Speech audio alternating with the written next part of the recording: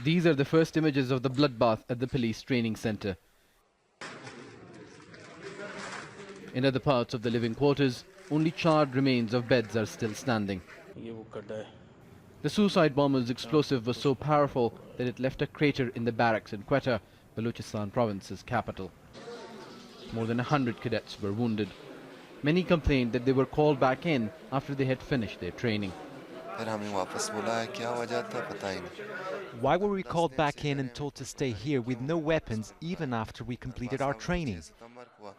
Witnesses say it was a surprise attack when they went to bed and the attackers were foreigners. Armed men started shooting inside the hostel and they were communicating with each other. I think they were speaking Persian. Some cadets hid under the bed and the armed men started shooting at them. Pakistan's government has blamed dire security situation in Balochistan on neighboring countries, who it says are trying to derail large economic projects between China and Pakistan.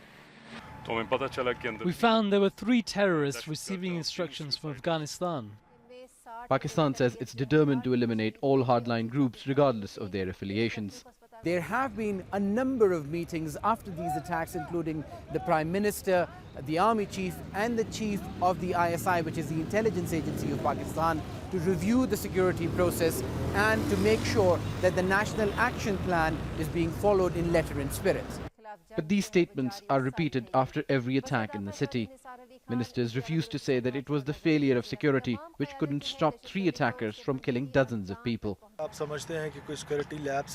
I don't think there was any security lapse because there is a different situation when you are fighting with suicide bombers, but we will investigate.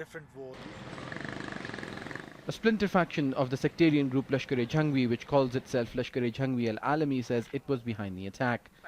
The government insists that it doesn't differentiate between fighters who are targeting Pakistanis. But for many, that claim doesn't mean much. Osama Bin Javaid, Jazeera, Quetta.